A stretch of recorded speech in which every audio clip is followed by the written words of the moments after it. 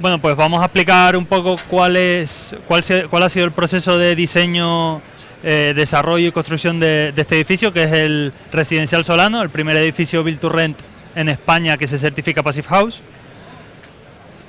Y para empezar un poco, pues explicar quiénes somos, que somos Grupo Lobe, una empresa de servicios que nos especializamos principalmente en el sector residencial, tanto en viviendas de venta como en este caso concreto que vamos a explicar, viviendas para el alquiler.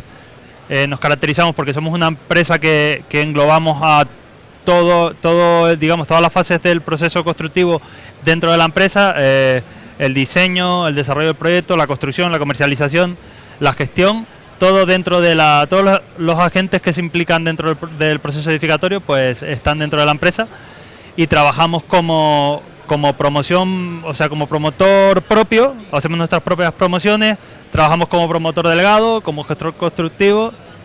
En nuestra característica principal es la eficiencia energética y la sostenibilidad, puesto que todos nuestros edificios son certificados Passive House. Explicar un poco la trayectoria de la empresa, que empieza, Lobe nace en el 87 como una constructora tradicional, hasta que en el 2008 con la crisis económica pues supone una transformación del modelo de negocio en el que nos transformamos a una promotora y desarrolladora de proyectos, no solo constructora. Seguimos evolucionando, vamos abriendo nuevas delegaciones en diferentes partes de España y hasta que en 2014 empezamos a desarrollar nuestra propia herramienta tecnológica para la gestión de esta manera de construir, que es digamos, la gestión de obra desde un punto de vista de construcción como una cadena de montaje.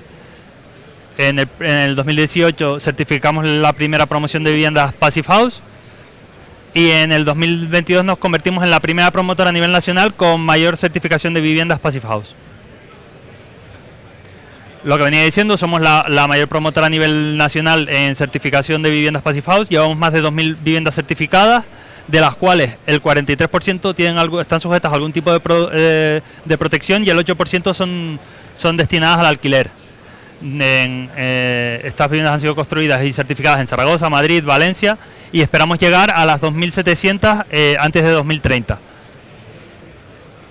Comparando un poco este número de metros certificados no solo en España, sino respecto al mundo entero, pues estamos en que más del 55% de los metros certificados en España los ha certificado Grupo Lobe, lo que supone un 6,4% en Europa y casi un 5% en todo el mundo. ¿Qué es lo que, digamos, nos caracteriza, como estaba explicando antes? Pues que englobamos a todo el proceso edificatorio, concepción global de proyecto, diseño, comercialización, ejecución y todo a través de la metodología Lobe, que es considerar la obra y el proceso de diseño como un proceso de ejecución como una cadena de montaje. Entonces, intentamos mejorar los índices de productividad y para ello utilizamos soluciones industrializadas. Para realizar todo este trabajo pues nos basamos en lo que nosotros llamamos nuestros 5 ejes, que son el diseño, la eficiencia energética, la digitalización, la industrialización y los procesos productivos. Y vamos a ir pasando un poco por encima de ellos en esta promoción que vamos a explicar, que es la de Residencial Solano, que está ubicada en Valdemoro. Esta es la promoción en cuestión. Son 166 viviendas destinadas al alquiler en Valdemoro. Y el que está, para el que conozca Valdemoro o no lo conozca, está situado al este del municipio, justo por donde pasa la línea de cercanías, al lado de la estación de tren. Pues la parcela principalmente se caracteriza por tener un desnivel muy pronunciado, o sea, tiene un desnivel desde el lado más alto al lado más bajo de 18 metros, entonces lo que nos ha hecho intentar integrar el edificio lo mejor posible sin tener que realizar demasiados escalonamientos que nos produzcan dificultades a la hora de construir y sobre todo encarecer la estructura. Está formada por 2 bloques y 4 escaleras, aquí se ve edificio 1 y edificio 2, en total 166 viviendas con 186 plazas de garaje. Primer punto en la estrategia del proyecto. La topografía, como hemos hablado, hay una topografía muy pronunciada que tiene 18 metros de desnivel, entonces lo que hemos intentado es adaptar el edificio lo máximo posible a esa topografía sin tener que actuar demasiado en ella. Como vemos, el edificio se apoya levemente en el terreno sin tener que realizar una excavación demasiado grande, que nos supondría pues en un sobrecosto muy importante. Aquí se ve principalmente la calle en la que más desnivel hay. Como puede verse que hay un desnivel de más de 6 metros, bueno, de más de 6 metros, de 11 metros concretamente. Y la otra pendiente más pronunciada pues que da al parque, que serían unos 6 metros de desnivel. Como se ve, nos adaptamos al terreno lo máximo posible, incluso haciendo parking o sótanos en desnivel. Sótanos inclinados, evidentemente cumpliendo la normativa urbanística, pero que nos ayudan a que pues los costes de bajo rasante se mantengan contenidos. Otra estrategia de proyecto, y en la que se basa nuestra estrategia de trabajo a nivel de empresa, que es la modulación y la estandarización.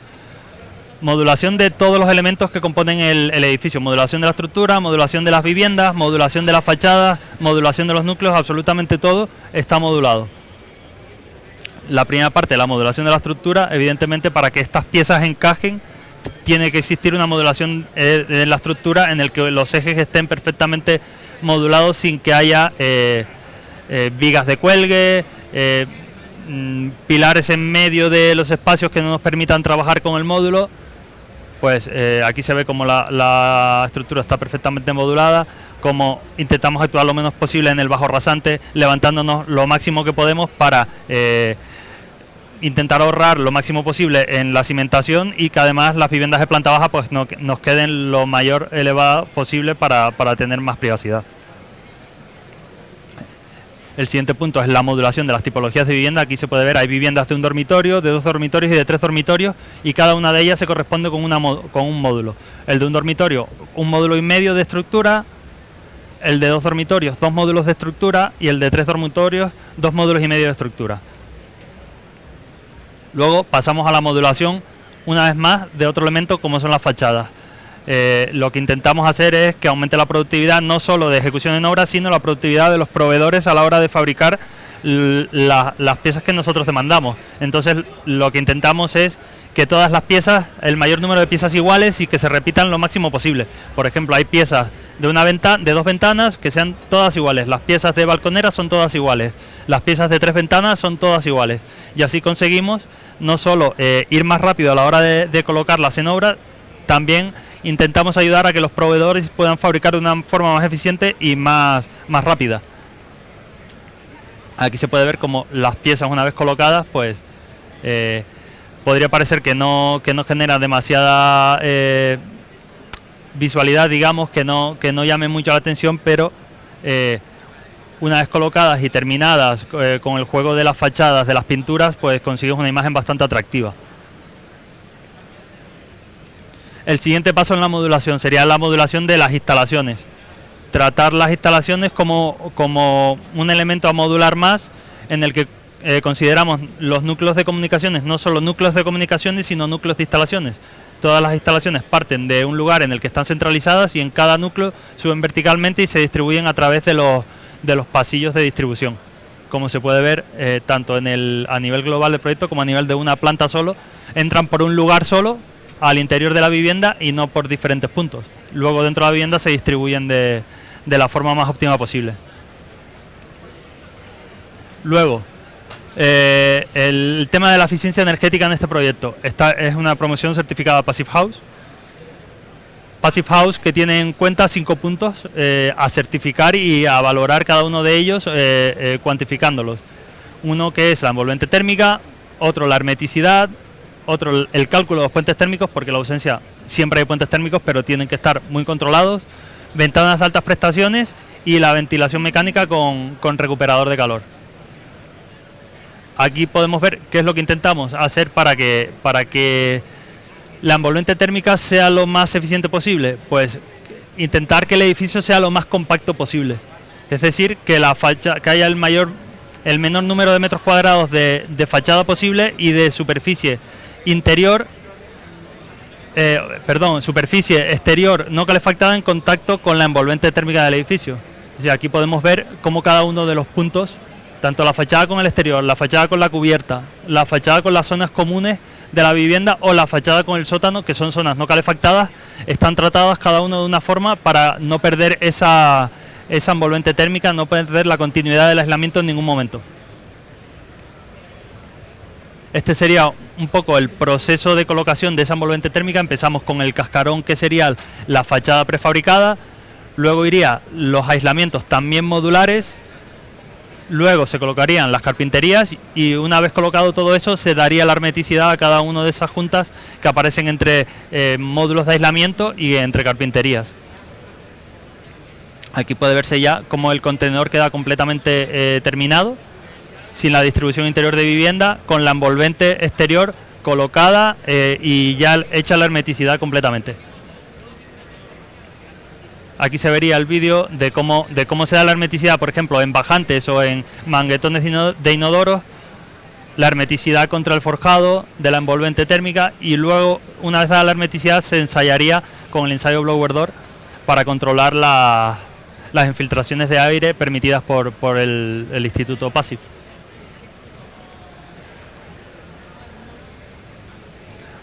Otro de los puntos a tener en cuenta con el Passive House sería el control de los puentes térmicos. Aquí tenemos un ejemplo de cómo se trataría una edificación normal sin tanto control de los puentes térmicos, sin aislamiento, o la solución que hemos implantado en LOBE para controlar esos puentes térmicos. Se puede ver cómo esto sería una fachada en contacto con el canto de forjado, en el que se ve interrumpida la envolvente energética, y como nosotros, para darle continuidad a ese aislamiento, pues colocamos, en este caso se trata de lana de roca en los cantos de forjados para que el aislamiento nunca pierda la continuidad.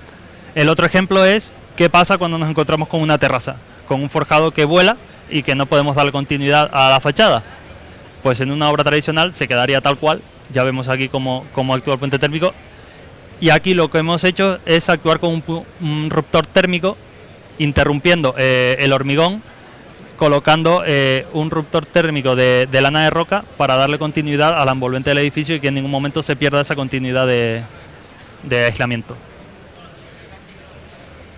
Otro punto, las carpinterías. Las carpinterías son siempre carpinterías de altas prestaciones, como se puede ver, carpinterías de triple vidrio, principalmente en esta obra concretamente, tanto para balconeras como para ventanas, triple vidrio, y aislamiento también en las cajas de las persianas. No nos podemos olvidar porque es un punto muy importante, que si no se trata sería un puente térmico muy grande. Y por último, pues la ventilación mecánica con recuperación de calor, que en este caso, en este proyecto, se decidió adoptar el sistema de admisión individual a través de un recuperador en cada vivienda, cogiendo el aire del exterior desde cada uno de los módulos, pasando por el recuperador y distribuyendo al resto de la vivienda. Y luego la extracción se realizó de forma comunitaria, como se puede ver aquí. Una vez se extrae el aire viciado, se extrae por los pasillos de distribución de las viviendas y se lleva a cubierta.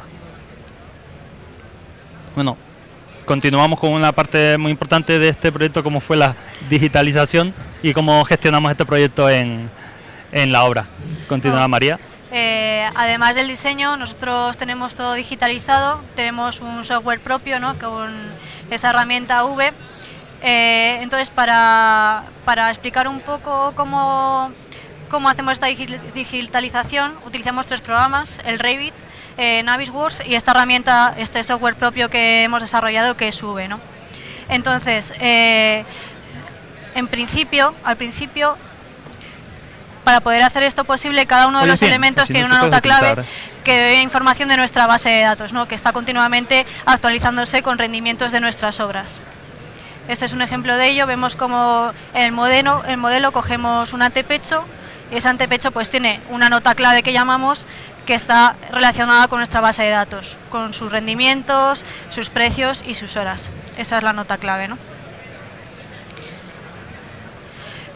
Para empezar, tenemos primero la herramienta de V-Promoción, que es, nosotros lo utilizamos haciendo un modelado bastante básico, sin mucho nivel de detalle, pero que sin embargo tiene mucha información, ¿no?, con muros muy simples, podemos ver y podemos extraer de esta herramienta de V-Promoción una estructura de capítulos, subcapítulos, para tener un presupuesto inicial y ver si la operación va a ser viable o no. Cabe destacar que esta promoción es una promoción que hemos hecho para un externo, ¿no? Para EDAS. Nosotros hemos actuado como gestor constructivo, en el cual nosotros hemos hecho todo el diseño y luego la posterior ejecución de obra.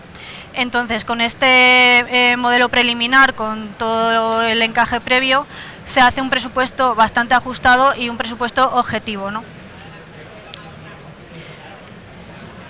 Una vez hecho el proyecto de promoción y se ve que se sigue adelante, hacemos un modelo, bueno, un conjunto de modelos, porque cada uno de ellos tiene un alto nivel de definición, y que cada uno, pues aparte de su nota clave, está zonificado por junta, por planta, para que luego posteriormente en obra esté perfectamente localizado y puedan gestionarlo. Como vemos, aquí está todo el conjunto de esos modelos y cómo están zonificados. Una vez tenemos ese presupuesto objetivo que nos hemos puesto en el proyecto de promoción, pasamos a V de oficina técnica, en el que con esos modelos que he dicho, que están muy detallados, obtenemos la misma estructura de presupuesto, ¿no? De capítulos y subcapítulos. Aquí vemos cómo es el presupuesto con esa misma estructura que hemos tenido en V-Promoción, y que lo podemos comparar a ver si realmente cumplimos ese objetivo o no.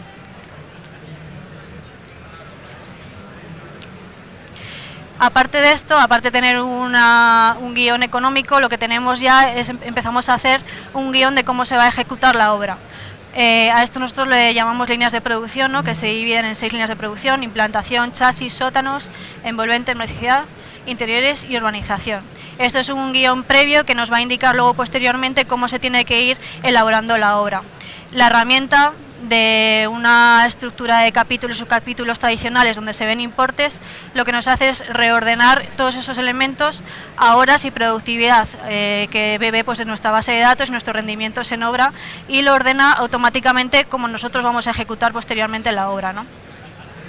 Como vemos cómo se va generando esas líneas de producción, y es un avance a esa planificación de obra, un guión que luego van a tener allí.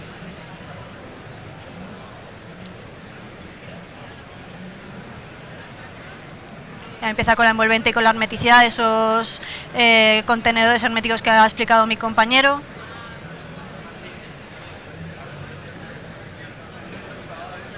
Los interiores que no se ven. Y por último la urbanización.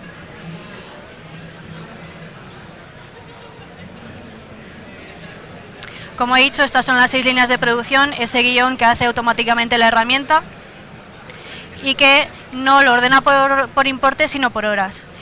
Con este guión tenemos un departamento de planificación que ya se dedica más detalladamente a planificar cada semana, incluso poniendo el número de trabajadores, las horas y todas las actividades que se van a ejecutar en obra. Prácticamente V azul o V oficina técnica lo que nos permite es tener un objetivo económico, un guión económico y un guión de planificación. Una vez que todos estos modelos se han congelado y se han auditado, ya pasamos a V de producción, donde el equipo de obra ya tiene el presupuesto objetivo, el presupuesto contratado y todas las partidas que el propio jefe de obra cada semana va a ir viendo qué es lo que se va a ejecutar la semana que viene, o sea, todos los viernes. Mete albaranes, mete las horas, mete el número de trabajadores y cuántas horas ha dedicado cada trabajador a hacer cada uno de esos trabajos, ¿no? Entonces lo que nos permite es tener una trazabilidad de toda la obra, de cómo va, y una comparativa siempre de esa planificación que hemos hecho anteriormente.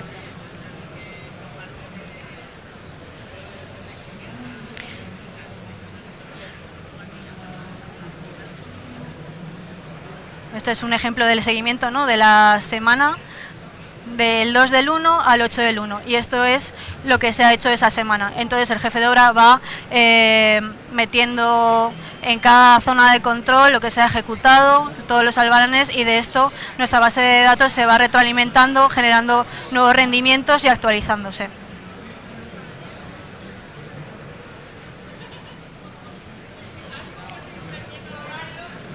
Por último, Otro de nuestros ejes principales es la industrialización, no la industrialización como prefabricación, que también, sino también vinculado a los procesos productivos, ¿no?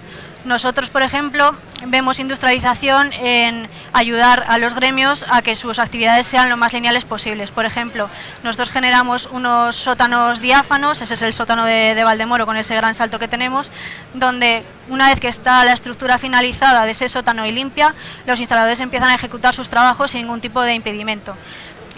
¿Cómo lo hacemos? Pues si tenemos que generar pantallas estructurales para que los contadores de agua tengan que estar ahí previamente para que los trabajadores puedan utilizarlo, se hace, ¿no? No son pantallas estructurales, sino que simplemente hacen ese apoyo desde un inicio para que los instaladores puedan ejecutar su tajo sin ningún tipo de problema y sin tener que esperar a una albañilería o una tabiquería.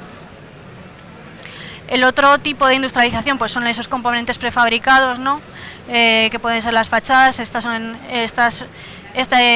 Este proyecto concretamente son las fachadas de GRC, pero ya hemos ido evolucionando. Ahí tenemos la fachada nueva que estamos ahora mismo fabricando. Y como esas fachadas, también compuestas por multipanel, hace que esas actividades y esa productividad sea mucho más rápido, ¿no? Aparte de la limpieza en obra. Nada que ver con la tabiquería tradicional del ladrillo, que deja escombro y que es bastante poco productiva. Y como conclusión, pues decir que la industrialización no es más cara que las fachadas o que la obra tradicional, sino que desde el momento en que empezamos nosotros a industrializar, que coincide desde el momento en que empezamos a certificar Passive House, porque en Passive House en cierto modo nos ha obligado a industrializar nuestros procesos, hemos ido mejorando ese euro por metro cuadrado, ¿no? Siempre teniendo claro dónde industrializar. No vale industrializar, por ejemplo, unos baños por industrializar sin saber si realmente te va a valer la pena y si te va a agilizar el resto de los trabajos. Y por último, concretamente en este proyecto, como nosotros, al haber englobado todo el proceso constructivo desde el diseño hasta la obra, se puede ver una linealidad. Tenemos la infografía en la fase de diseño que prácticamente en obra y posteriormente la finalización de la obra no ha variado nada. Al final, el tener todo controlado, el tener un proyecto con un precio cerrado en el cual no moverse y tener todo eso súper controlado desde la digitalización y nuestras bases de datos nos hace posible pues hacer 166 viviendas certificadas Passive House y que sea posible y no sea más cara. Aquí un poco la imagen de la infografía inicial, esa ejecución de obra que aún no estaba la piscina, estaban todavía con el movimiento de tierras de esa parte de la urbanización y cómo ha quedado esa promoción finalizada, ¿no? Grupo Lobe.